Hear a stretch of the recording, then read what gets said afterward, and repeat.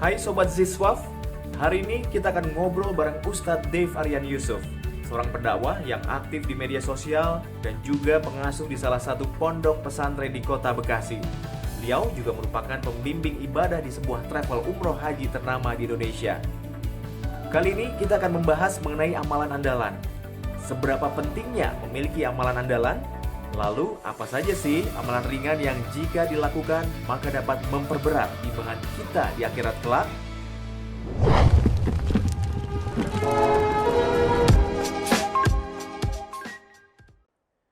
Assalamualaikum warahmatullahi wabarakatuh. Apa kabar Sobat Zifwaf? Kita berjumpa lagi dalam Ngobrol Zifwaf, sebuah program di mana kita akan berbincang-bincang santai mengenai hal-hal yang dekat dengan seharian kita, berbagi ilmu, berbagi tips dari narasumber yang kami hadirkan di studio. Dan dalam episode kali ini ya sudah hadir bersama kami di studio Ustadz Dave Aryan Yusuf. Apa kabar Ustadz? Alhamdulillah. Alhamdulillah kabar baik Ustadz ya. Baik, alhamdulillah. Di episode kali ini Ustadz kita akan bahas mengenai amalan. Ya, mengenai amalan khususnya amalan andalan atau amalan unggulan. Ya, seperti kisah 3 orang pemuda Ustadz yang masuk ke dalam gua, kemudian terjebak dalam gua. Karena masing-masing amalan andalannya, ternyata sedikit demi sedikit pintu gua ini bisa terbuka, Ustadz. Iya. Nah, menurut Ustadz sendiri, apa sih yang dimaksud dengan amalan andalan ini? Jadi suatu perbuatan yang kita lakukan yang tidak biasa, Yang tidak biasa. yang memang perlu satu perjuangan di dalam melakukannya. Baik perjuangan untuk istiqomahnya atau rutinitasnya maupun perjuangan di dalam melakukan amalan itu sendiri. Nah, sehingga amalan ini akan lebih mengetuk pintu langit istilahnya gitu ya. Lebih mempercepat pertolongan Allah dan lebih membuat Allah itu perhatian kepada kita. Seperti 3 kisah pemuda yang terjebak tadi, Iya, Ustadz ya. Betul. Nah, sebenarnya detail ceritanya seperti apa, Ustadz? Yang 3 pemuda terjebak ini. Nah, jadi gini. Yang pertama dulu ya. Yang pertama, dia adalah seorang pemuda yang memiliki kedua orang tua. Yang sudah sangat tua. Kemudian dia juga bekerja sebagai peternak. Dia beternak kambing. Yang kedua ada seorang pemuda yang playboy lah ya, katakanlah dia kalau sekarang ini apa istilahnya? Apa, pencinta wanita gitu, Ustaz? Ya gitulah ya. Kayak judul lagu ya. Nah, yang ketiga dia seorang yang ulet di dalam mengelola usaha. Namun sebelumnya mereka tidak saling tahu apa latar belakangnya. Tiba-tiba saja 3 pemuda ini jalan bersama, kemudian turun hujan, lalu masuk ke dalam gua, dan tiba-tiba guanya tertutup, longsor, gitu ya. Pintu guanya tertutup. Tertutup oleh batu ya? Tertutup oleh batu, dan nggak bisa dibuka. Karena tertutup batu kan berat, besar, dan mereka nggak mungkin bisa keluar.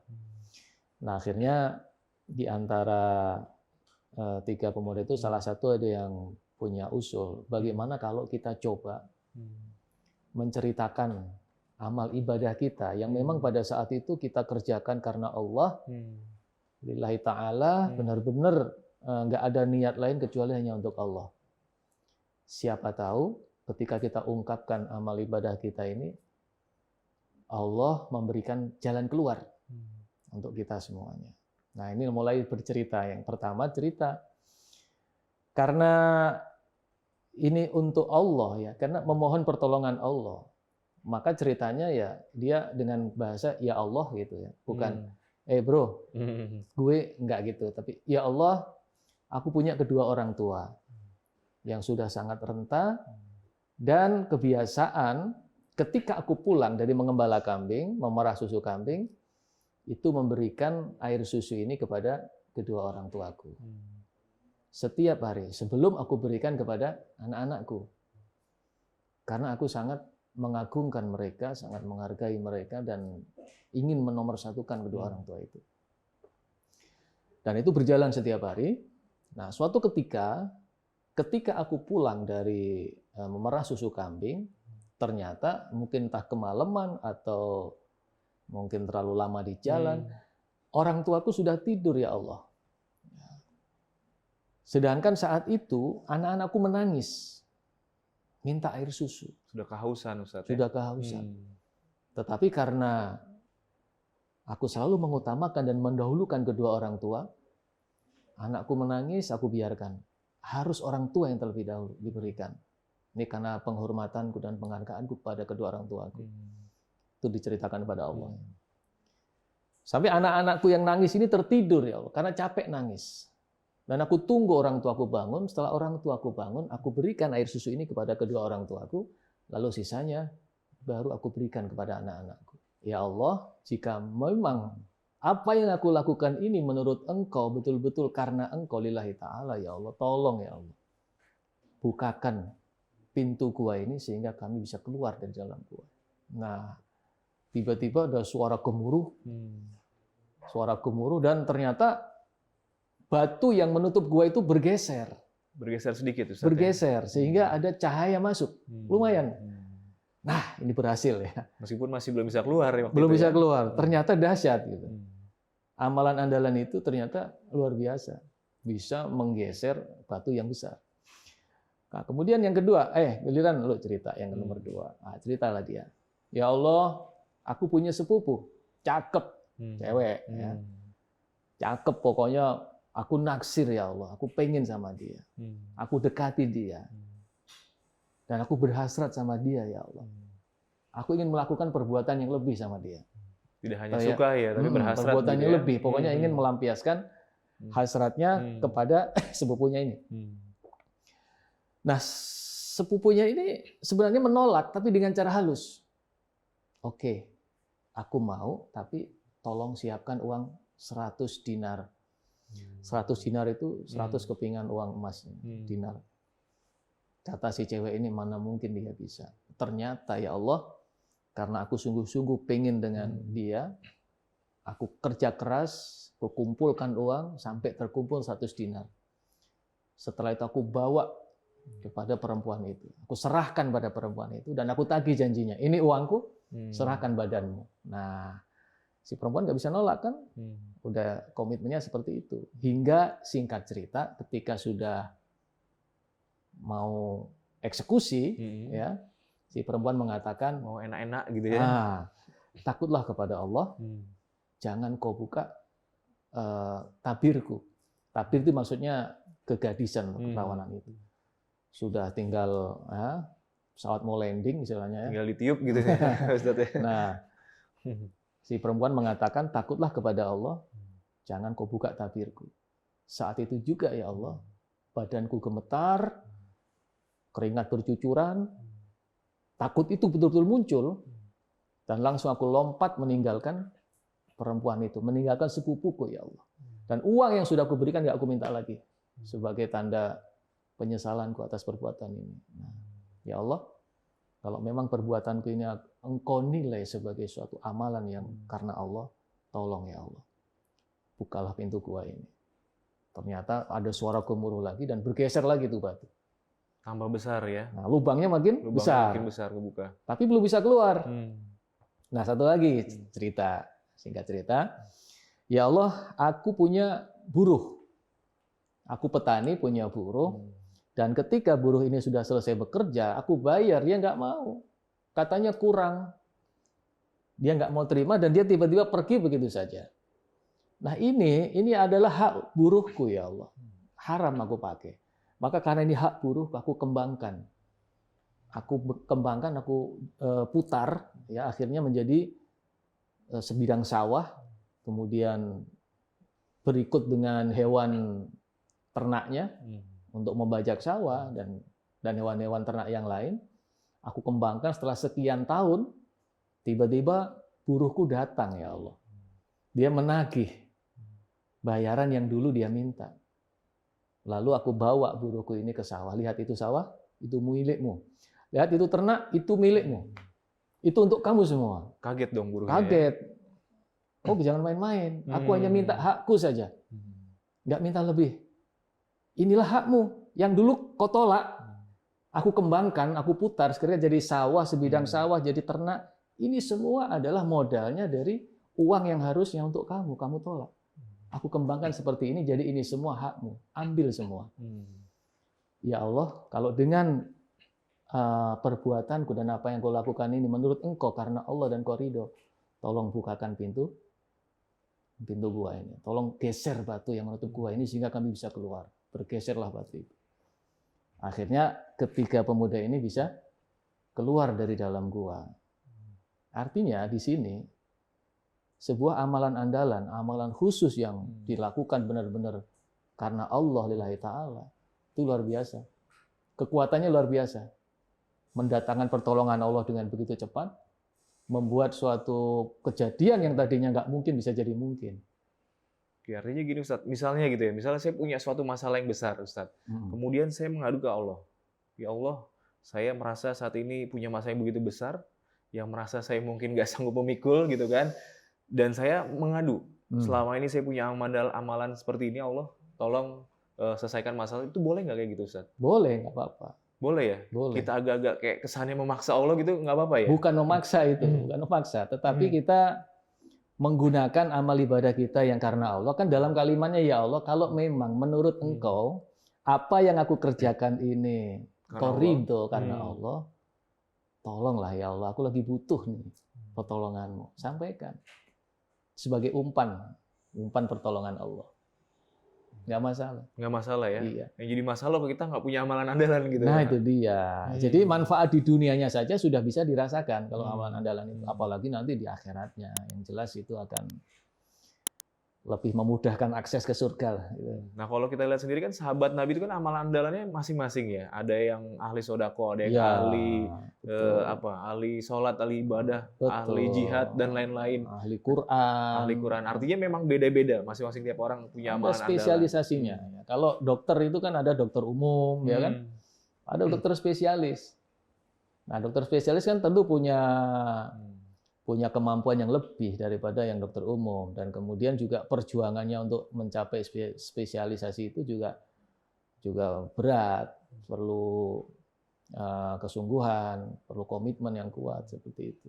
Tapi untuk amalan andalan ini apakah harus dengan sesuatu amalan yang betul wah banget, atau sebenarnya dengan amalan yang ringan pun sebenarnya bisa jadi amalan andalan juga gitu loh Ustaz? Bisa. Jadi amalan andalan itu bisa yang kecil tapi rutin, dan itu juga disenangi oleh Allah. Jadi Allah menyukai amalan yang rutin walaupun sedikit. Nah, tapi ada juga amalan andalan itu yang situasional. Contohnya tadi, seperti pemuda yang pertama, yang dia punya rutinitas selalu mengutamakan orang tuanya. Birrul walidaininya didahulukan sebelum anak-anaknya kan. Sudah rutin setiap hari. Hanya satu momen ketika orang tuanya tidur, dia berani menunggu sampai orang tuanya bangun dan air susu ini nggak dikasihkan ke anaknya. Nah ini loh, yang spesialisasinya di sini. Nah, tapi sebelumnya sudah memang rutin dilakukan. Pemuda yang kedua itu situasional, artinya sesuatu yang di momen yang tepat, di saat yang tepat, dia melakukan sesuatu yang tepat. Dan itu bisa mendatangkan rahmat Allah yang luar biasa. Kayak pemuda kedua tadi. Tentunya nggak mudah. Nggak mudah. Ustadz ya udah tinggal ditiup gitu kan, tapi ternyata ingat Allah. Sebelumnya nggak ada apa-apa kan, nggak ada angin, nggak ada hujan, tiba-tiba dia suka sama seseorang, lalu ingin melampiaskan nafsunya itu, tiba-tiba berhenti seketika ketika mendengar nama Allah. Nah itu sesuatu yang luar biasa. Dan yang ketiga tadi juga sama. Dia ingat bahwa ini amanah, ini uang amanah. Nah, ya wah kalau dia nggak amanah, dia nggak mau ya udah dipakai sendiri mungkin ya. Atau mungkin ketika si buruhnya nagih tadi dikasih dengan uang sejumlah kayak dulu, tapi enggak, ini kan diputer. Ingin benar-benar berbuat yang manfaat lebih bagi orang lain. Jadi itu amalan andalan. Ada satu lagi kisah yang mungkin sudah populer ya. Seorang pelacur yang ngasih minum anjing yang kehausan. Mungkin udah pernah ceritanya ya. Diceritakan lagi nggak apa-apa Ustadz? Populer ceritanya. Jadi ada anjing kehausan, dia kasihan dengan anjing itu. kemudian dia cari ada di mana ada air, ternyata ada kayak sumur gitu. Tapi karena airnya dalam, dia turun ke sumur itu. Melepas sepatunya yang dari kulit, diisi air dari dalam, kemudian pakai giginya dia merangkak ke atas, digigit tuh sepatu kulitnya yang berisi air itu demi memberi minum pada seekor anjing yang kehausan. Di saat yang tepat dia berbuat sesuatu yang tepat, ternyata perbuatannya itu mendatangkan rahmat Allah yang luar biasa. Dilembutkan hatinya, menerima hidayah, dia mungkin bertobat, dan akhirnya akhir kisahnya si pelacur ini masuk surga. Nah, Oke, artinya kalau ada kucing atau anjing lewat depan rumah kehausan jangan diusir gitu Ustaz ya. ya Kita berikan minum gitu ya. Bahwa ketika kita punya kasih sayang terhadap sesama binatang saja, Allah menghargai itu. Dan itulah bisa dijadikan sebagai amalan andalan. Kalau yang rutin-rutin, yang kecil-kecil ya kita kaitkan aja dengan ibadah kita sehari-hari. Misalnya saya dengan Mas Sakti mungkin beda amalan unggulannya. Kalau Mas Sakti mungkin tahan lapar. Tahan lapar. Tahan ya, lapar. Tahan lapar Ustaz. Nah, sehingga berpuasa sunnah. Senin Kemis misalnya, atau Nabi Daud sehari puasa sehari enggak, dan itu Mas jadikan sebagai amalan andalan. Nanti akan diuji oleh Allah suatu ketika sedang berpuasa ada godaan yang berat, tapi berhasil mengalahkan godaan itu sehingga rutinitas amal ibadahnya tidak terganggu. Nah, itu jadi amalan unggulan. Nah, kalau saya mungkin nggak tahan lapar, tapi tahan melek malam misalnya ya. Saya nggak punya amalan andalan berupa puasa, tapi saya bisa sholat malam setiap hari. Malam ya. Nah, seperti itu. Setiap orang punya peluang untuk memiliki amalan unggulan atau amalan andalan itu. Oke, artinya nggak harus yang besar yang wah ya, dengan amalan yang kecil pun kalau misalnya rutin dilakukan, betul. Bisa jadi amalan andalan bisa kita. Jadi amalan andalan. Nah, sampai ketika orang sudah nggak mampu berbuat apa-apa, misalnya harta nggak punya, tenaga juga nggak ada, hanya terbaring di atas tempat tidur karena sakit, itu pun bisa berpeluang untuk mempunyai amalan unggulan. Dengan apa? Mulutnya. Dzikir.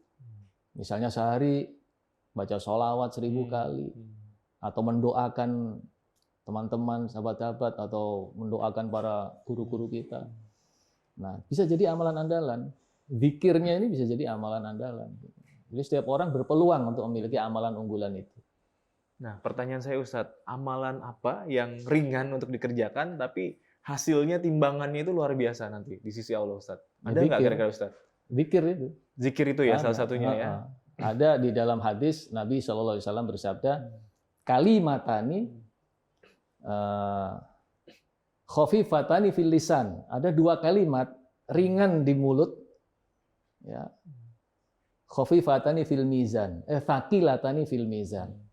Tapi berat dalam timbangan. 2 kalimat yang ringan diucapkan tapi memberatkan timbangan. Apa itu? Subhanallah wa bihamdi, subhanallahil azim. Subhanallah bihamdi, subhanallahil azim. Nah, dibaca berapa kali terserah. Sebanyak mungkin gitu Ustaz ya. Kalau mau kita jadikan amalan andalan, ya kita harus punya hitungan. Walaupun sebenarnya dzikir itu nggak ada batasan. Tapi kalau membataskan untuk diri sendiri boleh. Misalnya sehari aku harus baca itu 1000 kali. Minimal gitu. Minimal ya, dan harus aku baca setiap jam 8 pagi misalnya. Dan ketika itu berhasil dirutinkan, maka bisa jadi amalan unggulan atau amalan andalan. Walau mungkin tadi ngobrol-ngobrol katanya yang nggak perlu modal dan nggak perlu belanja itu senyum katanya. Ya. Senyum bisa jadi amalan andalan. Bisa juga, jadi Ustaz, amalan ya? andalan. Setiap ketemu orang pokoknya senyum, mau dia marah ke orang atau mau benci, pokoknya senyum. Nah, dan tujuannya apa? Pengen ridhonya Allah. Males sebenarnya kalau senyum misalkan ya. Tapi karena ini mudah-mudahan jadi amalan andalan yang diridhoi oleh Allah, aku senyumlah ke setiap orang yang aku jumpai gitu. Ya, karena ini senyum ini ternyata perintah Nabi juga gitu ya. Senyum itu sodako, termasuk sodako. Iya. Nah, makin banyak senyum, makin banyak sodako kan. Betul. Ustaz. Yang penting ya kita lihat-lihat senyumnya ke mana. Gitu. Jangan pilih-pilih gitu ya senyumnya. Lihat yang listrik senyum, lihat pohon senyum. Nah itu berbahaya Ustaz ya. Nah ini nanti kita bisa dibawa ke ini. RSC. Gua ke tempat yang lain ya. Oke, selain zikir ada lagi nggak Ustadz? Amalan yang ringan mengerjakannya tapi timbangannya besar. Nah, jadi gini, amalan andalan itu sebenarnya yang bisa mengukur. Jadi para pemirsa kalau pengen punya amalan unggulan bisa mengukur dirinya masing-masing. Kira-kira potensinya di mana? Ada satu amalan yang sebenarnya bisa dilakukan oleh setiap orang, ringan tapi pahalanya besar. Sodako. Bersedekah. Ya. Bersedekah itu kecil tapi efeknya luar biasa. Ini ada kisah ya. Jadi pertama kali Allah menciptakan bumi, ini nggak ada gunung. Jadi rata, nggak ada gunung, sehingga bumi ini goyang terus. Jadi gempa di mana-mana, goncang terus, nggak stabil. Puncak pas belum ada berarti waktu itu Ustadz ya? Nggak ada gunung, rata semua. Puncak pas, Gunung Sindur, Gunung Putri, belum ada semua ya? Nggak ada semua. Ya. Nah, kemudian Allah menciptakan gunung. Allah menciptakan gunung sebagai balancing, penyeimbang. Jadi gunung itu jadi pakunya bumi. Pertama Allah menciptakan gunung namanya Jabal Qubais yang ada di Mekah. Kemudian Allah ciptakan gunung-gunung yang lain sehingga bumi ini jadi anteng. Nah di situ malaikat memperhatikan dan malaikat bertanya, ya Allah, hebat sekali gunung ini ya Allah, kuat sekali gunung ya Allah. Ngomong-ngomong nggak kalau bahasa sekarang ya Allah, ada nggak makhluk ciptaanmu yang lebih kuat daripada gunung? Karena malaikat ini betul-betul takjub melihat gunung. Lalu Allah jawab, ada. Ciptaanku yang lebih kuat daripada gunung adalah besi. Jadi Allah menciptakan besi, ternyata besi itu bisa menghancurkan gunung.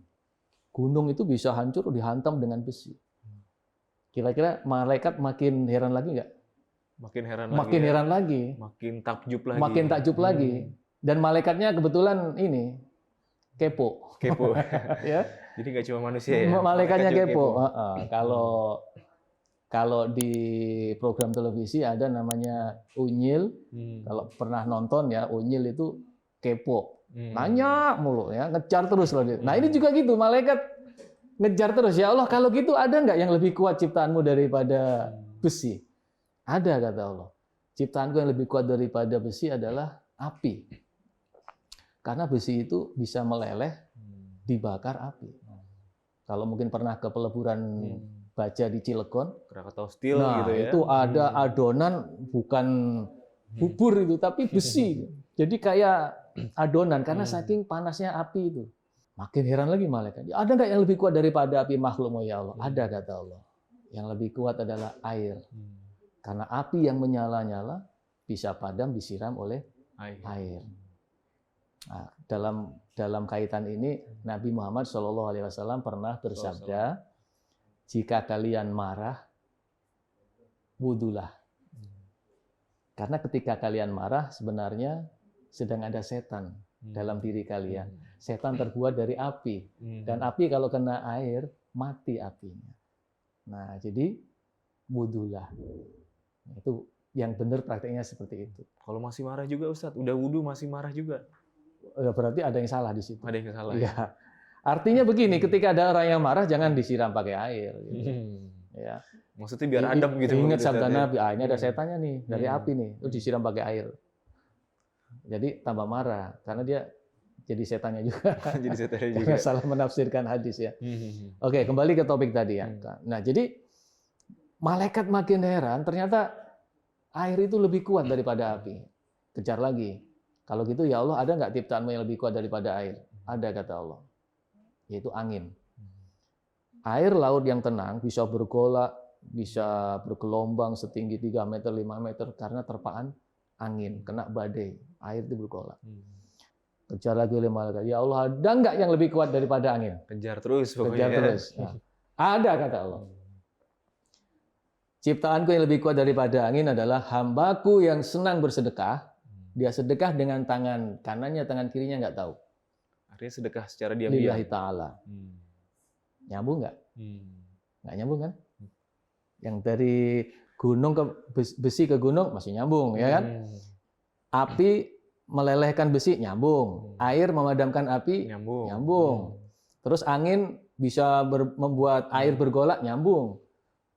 Terus apa kaitannya seorang hamba yang sedang bersedekah dengan angin kencang? Nah, ini masih belum nyambung ya. Nah, ini nggak nyambung. Malaikat aja bingung, gimana ya Allah? Nah, kata Allah gini, hai malaikat, sekencang apapun angin tidak mampu meredam murkaku. Tapi hambaku yang senang bersedekah bisa meredam murkaku. Itu kekuatannya. Langsung nyambung ya setelah mendengar ini. Baru malaikat sadar, memang benar luar biasa. Jadi ketika ada hamba Allah yang senang bersedekah, sedekah itu kan sepele Mas Sakti. Nggak mesti gede. Contoh misalnya kita mau sedekah Jumat. Kita mampunya hanya beli nasi 2 bungkus, ya udah itu aja rutin setiap hari Jumat. Beli nasi 2 bungkus, kasih ke orang. Rutin tiap hari Jumat. Jadi peredam murkanya Allah. Yang penting karena Allah gitu Ustaz ya. Karena Allah. Itu amalan andalan, amalan unggulan, kecil, ringan, tapi pahalanya besar. Kalau mampunya nasi bungkus 2, jangan sampai orang kaya nasi bungkus 2, nggak masuk. Mampunya 1000 bungkus, tapi itu namanya nggak tahu diri, ya. Benar. Itu malah bikin murka Allah mungkin. Benar. Ya. Jadi Allah jadi ini gimana sih dikasih rezeki kok nggak proporsional gitu kan? Itu nggak tahu diri namanya. Gambarannya kayak ini Mas Sakti, telur lebih gede mana? Nah ini ya, telur puyuh sama telur ayam. Telur puyuh sama telur ayam ya telur ayam. Gede telur ayam. Kenapa? Ya karena badannya aja beda, ya kan? Burung puyuh dengan ayam lebih gede mana? Gede ayam kan? Sehingga telurnya lebih besar, lebih jadi besar. wajar. Ada lagi angsa, soang. Telurnya lebih gede nggak daripada telur ayam? Pernah lihat telur angsa? Pernah. Gede kan? Gede. Karena angsanya juga gede. Itu namanya proporsional. Coba kalau ada angsa nelor, telurnya segede telur puyuh. Marah nggak yang punya angsa? Angsa nggak tahu diri. Badannya segede itu kok nelor cuma segede telur puyuh. Nah itu. Jadi sedekah juga begitu. Harus proporsional. Makanya kadang-kadang memang bagi kita yang punya rezeki itu harus jujur. Jujur pada diri sendiri dan jujur pada Allah.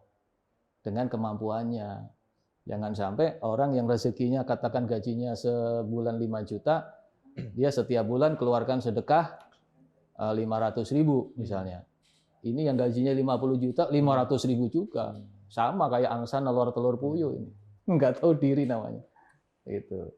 Jadi itu sedekah yang bisa jadi amalan andalan atau amalan unggulan. Oke, artinya apa yang dari Ustadz sampaikan tadi, salah satu kefadulan dari sedekah adalah untuk menolak bala gitu, karena bisa meredam. Wah banyak sekali, kalau kefadulannya banyak sekali ya. Bisa meredam murkanya Allah, bisa menolak bala yang mestinya ada bencana kita kena, tapi karena rajin sedekah Allah hindarkan. Bisa juga jadi obat untuk sakit-sakit kita punya penyakit, ya Allah kasih kesembuhan dengan sedekah. Banyak manfaatnya di dunianya maupun di akhiratnya. Akhiratnya jelas, ya, karena itu yang sedekah yang kita keluarkan akan jadi aset kita di akhirat. Gitu. Oke, dan sedekah nggak harus banyak gitu ya, harus proporsional gitu kan. Nah, misalnya kita nggak punya uang untuk sedekah, Ustadz, bisa nggak sedekah dengan yang lain, misalnya dengan tenaga kita, dengan pikiran kita? Bisa juga, bisa juga. Seperti tadi saya katakan toh, kalau kita nggak bisa dengan harta kita karena mungkin nggak mampu, ya udah dengan tenaga nggak bisa dengan pikiran, ya. Pikiran juga nggak bisa karena kondisinya sakit atau terbaring lemes di atas tempat tidur, dengan doa. Kita doakan semua orang-orang yang sakit jadi sehat, yang belum dapat pekerjaan jadi pekerjaan dan lain-lain. Jadi amalan sedekah juga, amalan andalan juga. Jadi nggak ada alasan untuk nggak sedekah, Ustadz ya, meskipun nggak punya uang gitu ya, meskipun belum punya uang. Nggak ada alasan. Ya. Ini ancamannya berat loh. Sampai Allah mengingatkan dalam surah Al-Munafiqun ayat terakhir.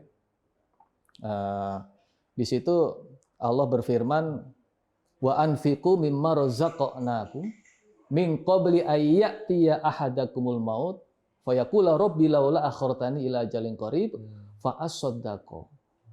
Nah, ini kuncinya fa asaddaqu. Jadi gini, Allah berfirman, infaklah kalian.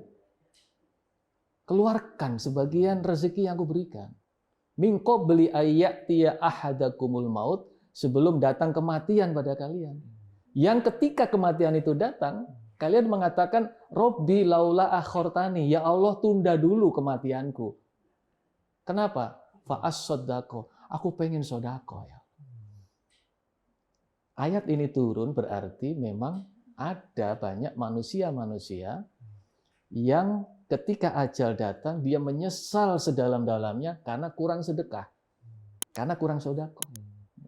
Sehingga dia sampai mengatakan, digambarkan dalam ayat-ayat Quran tadi kan, ya Allah tunda dulu kematianku. Bukannya aku pengen sholat dulu, enggak. Bukannya aku pengen puasa, enggak. Aku pengen sodako, fa'as sodako. Dahsyatnya sodako di situ. Dan betapa menyesalnya orang ketika hidupnya kurang bersedekah. Menyesalnya pada saat ajal datang itu. Tapi apakah bisa? Enggak bisa. Dimundurkan enggak bisa ya. Idza jaa ajaluhum la yastakhiruna sa'atan wala yastaqdimun. Ketika ajal sudah datang nggak bisa dimajukan, nggak bisa dimundurkan. Akhirnya apa? Menyesal selama-lamanya. Karena harta yang dimilikinya yang belum dia sedekahkan jadi milik orang lain. Betul nggak? Betul. Jadi milik ahli waris, milik anaknya, milik istrinya, milik suaminya. Yang milik dia sendiri yang dia sedekahkan, sementara yang dia sedekahkan kurang. Coba gimana? Nyesel nggak itu? Memang namanya penyesalan itu datangnya belakangan ya. Nah, kalau di depan pendaftaran gitu ya. Pendaftaran. Betul. Itu. Jadi memang godaannya besar ya. Orang punya duit, Mas Sakti punya duit ya. Sebenarnya bisa buat kesenangan hidup, untuk kesenangan sehari, untuk jajan, beli ini, beli lifestyle, tapi disedekahkan. Jujur sebenarnya yang disedekahkan itulah yang nanti akan Mas Sakti miliki sampai di akhirat. Yang nggak disedekahkan mati jadi miliknya ahli waris. Nah, kemudian ada yang bilang juga sedekah terbaik itu adalah sedekah jariah, Ustaz. Ya. Mungkin bisa dijelaskan sedekah jariah itu apa saja sih, Ustaz? Sedekah jariah itu sedekah yang mengalir pahalanya walaupun yang melakukan sudah meninggal dunia. Misalnya apa, Ustaz? Nah, misalnya kalau kita berkaitan dengan harta ya, kita sodakoh. Kita serahkan sebagian harta kita kepada banyak lembaga-lembaga penerima zakat ya. Kemudian digunakan untuk membangun masjid. Sampai masjid ini jadi, ditempati sholat setiap hari, yang sodako udah meninggal. Maka selama masjid ini dipakai sholat, pahalanya dialirkan terus kepada yang meninggal ini. Bisa masjid, bisa majelis taklim, bisa pondok pesantren, bisa rumah yatim, bisa rumah duafa, panti jompo. Nah itu kalau berkaitan dengan harta. Ada juga sodakoh yang jadi jariah berupa ilmu. Saya ajari Mas Sakti sholat, ini loh caranya sholat, caranya wudhu yang benar, Mas Sakti praktek. Nah, sementara yang mengajarkan udah meninggal, pahalanya ngalir terus. Tetap ngalir ya? Ngalir pahalanya. Tanpa mengurangi pahala saya, Ustaz. Tanpa mengurangi pahala orang yang diajari. Ini jariah berupa ilmu. Jariah berupa tenaga juga bisa. Ada pembangunan masjid, dia nggak punya duit buat sodako. Tapi dia ikut ngangkat-ngangkat batu merah, ikut bantu ngecor, ikut. Nah, itu jadi jariah tenaga juga. Masjidnya jadi, pahalanya ngalir terus. Kayak gini juga jadi jariah loh ini. Podcast ini kita bikin, kemudian tayang, terus ya amit-amit ya, umur kita nanti udah habis, tapi podcastnya masih tayang, terus masih ditonton orang, jadi manfaat, jadi jariah juga. Ila yaumil kiamah lagi. Ila yaumil kiamah. Masya Allah. Ini ya. Jadi saya dapat, insya Allah Ustadz dapat, kru-krunya semua dapat. Dapat semua. Ya. Produsernya. Iya, luar biasa nih ya. Capek-capek di sini, pahalanya kena juga. Dan nggak ngurangin pahala satu dengan yang lain. Gitu. Nah, kemudian kaitannya dengan sedekah juga, Ustadz. Apakah semua sedekah pasti akan diterima oleh Allah? Atau ada suatu rambu-rambu hanya sedekah yang ini yang akan diterima oleh Allah gitu misalnya, Ustadz? Yang jelas harus dari hasil yang halal. Hasil yang halal ya. Artinya kalau kita mencuri terus kita sedekahkan juga. Kalau dia mencuri, dia ngambil, pokoknya nggak halal ya dengan cara apa aja kan banyak, nggak hanya mencuri. Pokoknya dia dapat dari yang nggak halal. Kemudian dia sedekahkan untuk bangun masjid, ini nggak diterima oleh Allah. Nggak diterima ya. Iya. Ini banyak terjadi juga di masyarakat kita kan ya. Iya, itu flexing sana, flexing sini, sedekah sana, sedekah sini. Ternyata hasilnya kurang halal gitu ternyata. Yang kedua, yang selain halal harus lillahi ta'ala, karena Allah. Karena ada di dalam riwayat itu dikisahkan tiga orang yang menghadap kepada Allah dengan segala amalan andalannya. Satu ahli sedekah, Yang satu ahli baca Quran, ahli ilmu. Yang ketiga ahli jihad, ahli perang. Seolah-olah dia kan orang yang benar-benar luar biasa toh. Tapi setelah di akhirat semuanya oleh Allah ditolak. Wahai ahli jihad, kenapa surgamu kok tinggi ini? Aku jihad karena engkau ya Allah. Apa kata Allah? Kadzabta, kau bohong. Dulu kau jihad hanya ingin dikatakan sebagai pemberani, sebagai jagoan, dan itu sudah kau dapatkan. Maka pahala ini nggak berhak untuk kamu. Ditolak. Demikian juga yang ahli Quran, ahli ilmu. Kau mengajarkan ilmu baca Quran hanya ingin dianggap sebagai alim, hanya ingin dianggap sebagai ahli ilmu, qori, ya, maka pahalanya hilang, udah nggak diterima oleh Allah. Dan yang ketiga tadi, ahli sedekah. Kenapa? Karena setiap kali sedekah dia selalu mengharapkan pujian, ingin dikatakan dermawan, punya niat tertentu. Sedekah karpet ke masjid, tahu-tahu ujung-ujung dia nggak kepilih jadi anggota dewan, diminta lagi dong karpetnya. Kan kok nggak milih aku, diminta lagi karpetnya. Ada kejadian seperti itu. Nah ini contoh ya. Sedekah aspal gitu ya, ternyata nggak kepilih, aspalnya sudah dibongkar. Copot gitu lagi. Ya. Terjadi Ya, juga. gitu. Nah jadi yang diterima, yang halal, yang lillahi ta'ala karena Allah. Tujuannya semata-mata mengharapkan ridhonya Allah. Nah, salah satu amalan andalan, Ustadz, yang dianjurkan itu adalah sholat duha. Ini kan juga sebenarnya mudah dilakukan, Ustadz ya, Mudah. karena relatif nggak butuh banyak effort, Ya. gitu kan, dan insya Allah semua bisa melakukan. Gitu. Nah, pertanyaan saya kan duha ini ada 2 rakaat sampai 12 rakaat gitu ya. Ini ada kefadolannya masing-masing nggak, Ustadz? Ya, jadi Dari tiap rakaat ini. secara umum dulu ya, amalan andalan itu bukan yang wajib sekali lagi ya, Bukan yang wajib. tapi yang ya. sunnah. Misalnya, oh saya punya amalan andalan, saya rajin sholat 5 waktu. Itu mah nggak usah amalan andalan, memang semestinya, ya. Nggak termasuk kategori. Nggak termasuk. Saya punya amalan andalan loh Mas Sakti. Setahun sekali saya puasa selama 1 bulan. Wah, luar biasa. Tapi nggak termasuk gitu, Nggak Ustadz, ya? termasuk, karena emang sudah kewajiban gitu ya. Nah, termasuk zakat juga yang sudah kewajiban. Nah, tapi yang dimaksud amalan andalan ini yang sunnah-sunnah, termasuk tadi salah satunya Sholat duha. sholat duha. Ya, sholat duha itu minimal 2 rakaat. Rutin aja itu bagus. Karena apa? 2 rakaat sholat duha itu menggantikan sedekah-sedekah yang dilakukan oleh ruas-ruas tubuh kita. Jadi ruas-ruas tubuh kita ini semestinya setiap hari kita harus bersedekah. Karena setiap ini digerakkan jadi sedekah. Ketika kita berzikir jadi sedekah. Kita amar ma'ruf nahi mungkar jadi sedekah. Ada duri di jalan kita pinggirkan jadi sedekah. Nah itu semua sedekah-sedekah selama sehari itu tercukupi dengan sholat duha 2 rakaat. Kemudian juga ada yang 4 rakaat. Nabi SAW mengatakan, jangan tinggalkan 4 rakaat itu, maka sehari itu kalian akan dicukupi oleh Allah. Jadi Semua kalau kebutuhan ya? Iya, kalau kita sholat duha 4 rakaat, 2 rakaat salam, 2 rakaat salam, maka kebutuhan kita selama sehari, apapun lah dicukupi oleh Allah Subhanahu wa taala. Yang paling tinggi 12 rakaat. Kalau kita mau sholat duha 12 rakaat, Allah bangunkan istana di surga.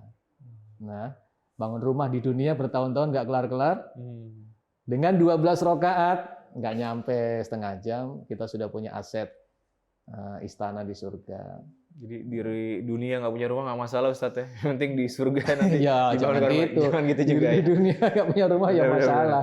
Ya, Gitu. jadi kalau bisa di dunia dan akhirat kita Nah, dibangunkan betul. rumah lah ya. Nah, jadi ketika kita sholat duha ya tujuannya itu mengharap ridhonya Allah supaya dekat dengan Allah. Kadang-kadang ada Mas Sakti, orang sholat duha itu tujuannya pengen kaya. Nah, itu gimana, Ustadz? Banyak yang seperti itu, Ustadz. Ya. Boleh atau nggak? Rajin sholat duha biar kaya. Nah, begitu udah sholat duha 2 bulan, 3 bulan nggak kaya-kaya, putus Nah, asa. Bohong nih ya, udah sholat duha nggak kaya-kaya. Nah, Ustadznya tukang ini bohong nih, salahnya gitu ya. di situ ya.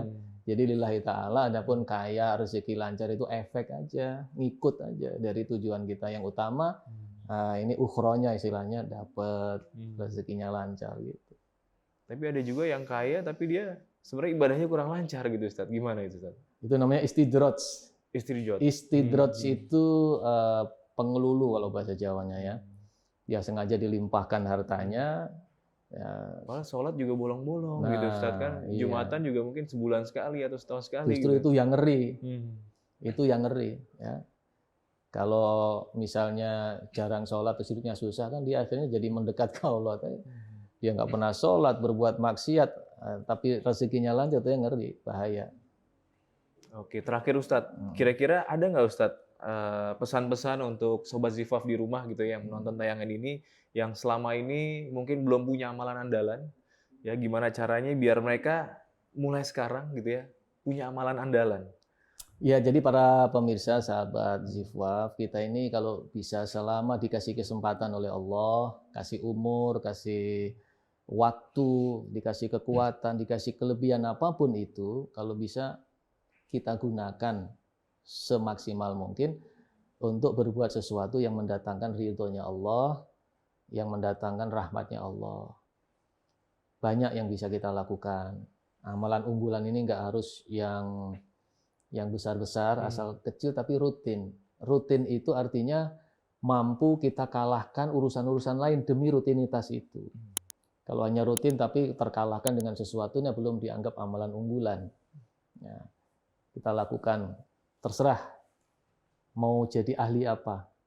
Mau jadi ahli sholat sunnah, atau ahli puasa, atau ahli sodakoh, atau ahli zikir, atau ahli sholat malam. Ya. Yang penting jangan ahli waris. Ahli waris.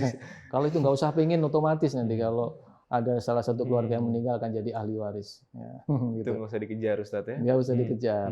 Nah, sehingga ketika kita bisa memanfaatkan itu, nanti di akhirat kita yang akan merasakan manfaatnya. Di dunianya juga merasakan manfaatnya, karena amalan unggulan itu mendatangkan pertolongan Allah, mendatangkan rezeki juga, akses dengan Allahnya makin cepat. Di akhiratnya jelas, ya, memuluskan jalan ke surga. Karena rahmatnya Allah begitu besar bagi kita yang memiliki amalan andalan itu. Baik, terima kasih banyak Ustadz atas waktu dan juga sharingnya. Ya, semoga kita bisa mengaplikasikan, bisa mempraktekkan apa yang sudah Ustadz sampaikan pada episode kali ini. Ya, dan mudah-mudahan di awal tahun baru ini, ya, Sobat Zifaf yang belum punya amalan andalan, bisa punya amalan andalan, ya, yang bisa dikerjakan dan tentunya ini bisa semakin meningkatkan amal baik Sobat Zifaf semua. Gitu. Terima kasih Ustadz sekali lagi. Dan Sobat Zifaf, demikian tadi perbincangan kami dengan Ustadz Dave Aryan Yusuf. Kita bertemu lagi di episode selanjutnya. Terima kasih. Wassalamualaikum warahmatullahi wabarakatuh.